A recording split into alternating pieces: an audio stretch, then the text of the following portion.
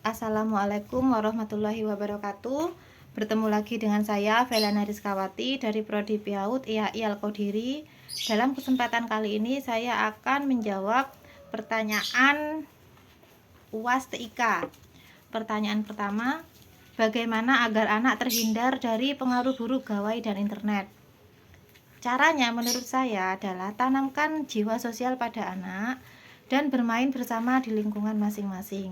Yang kedua, sediakan ruang terbuka. Terkadang saat anak-anak berada dalam lokasi yang tertutup dan privat, seringkali mereka mengakses informasi sesukanya. Maka kita sebagai orang tua, kita harus berperan penting dalam hal ini. Kita harus selalu mengawasi gadget dari anak-anak kita. Pertanyaan kedua yaitu, menurut ayah dan bunda, kira-kira aplikasi apa saja yang kiranya bermanfaat untuk anak-anak? Berikan contoh 10 saja dan berikan penjelasannya. Sebentar. 10 aplikasi edukasi yang sudah saya rangkum adalah 1. Aplikasi paket belajar lengkap TK dan PAUD. Aplikasi ini terdiri dari beberapa modul belajar seperti belajar membaca, berhitung, mengaji, menggambar, disertai game menarik buat si kecil. Aplikasi kedua, Kids Coloring Fun.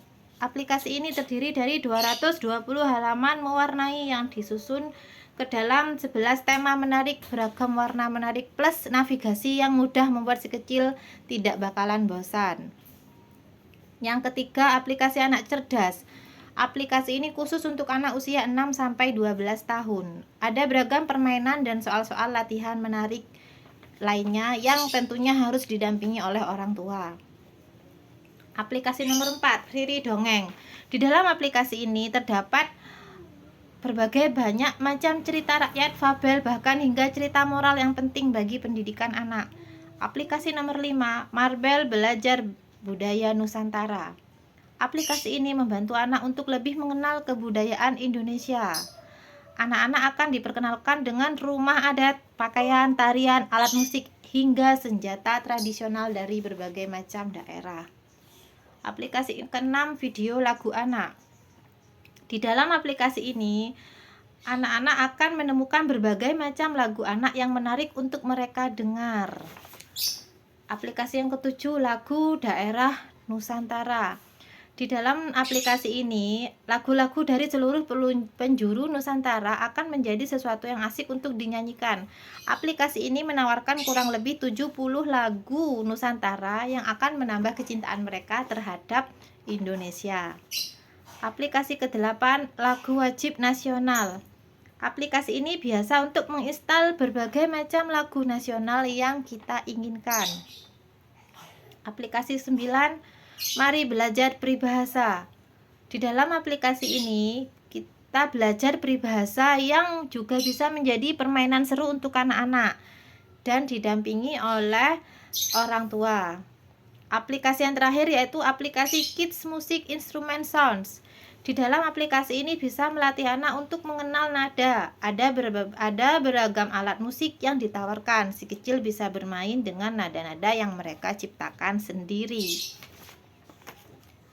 Selanjutnya, menjawab pertanyaan dari nomor 3. Jika Anda adalah administrator atau petinggi sekolah yang ingin meningkatkan kompetensi guru di bidang teknologi pendidikan, langkah apa saja yang harus saya ambil?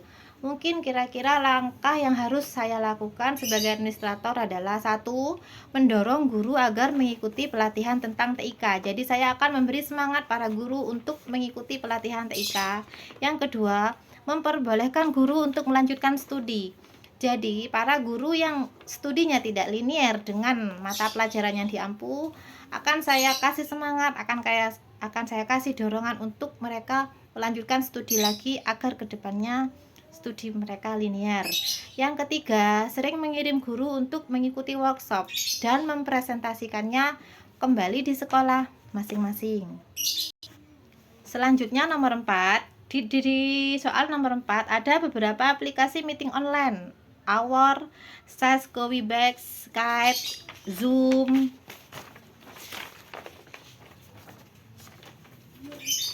dan Blue Jeans. Ya, ada Blue Jeans di sini. Ya. Aplikasi apa yang digunakan oleh sekolah? Kebetulan sekolah kami tidak menggunakan aplikasi tersebut. Sekolah kami hanya menggunakan aplikasi WA karena keterbatasan SDM orang tuanya juga, dan WA dinilai lebih efisien dalam hal daring kemarin. Soal nomor 5, apa yang Anda ketahui tentang istilah-istilah di bawah ini? Istilah-istilah tersebut adalah YouTube. YouTube adalah layanan surel milik Google, merupakan situs video sharing yang banyak digunakan untuk berbagi video. Yang kedua, Gmail. Gmail adalah layanan surel milik Google. Pengguna dapat mengakses Gmail dalam bentuk web, HTTPS, protokol POP3 atau MAP4. Google Drive. Google Drive adalah layanan penyimpanan data tersinkronisasi yang dikembangkan oleh Google.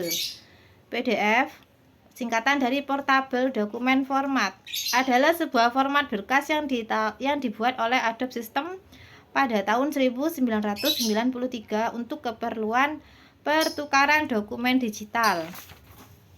Al-Quran in Word merupakan aplikasi yang mampu menulis ayat suci Al-Quran beserta terjemahan bahasa Indonesia atau bahasa lainnya dalam aplikasi Microsoft Word.